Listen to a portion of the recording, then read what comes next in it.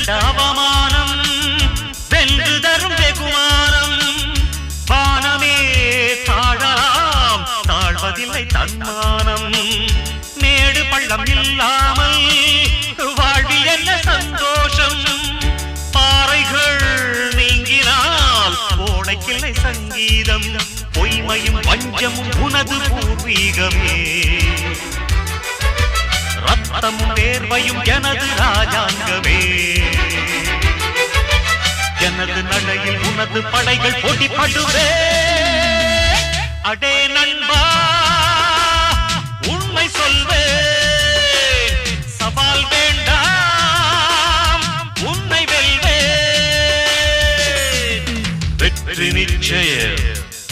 இது வேத சத்தியம் கொள்கை வெல்வதே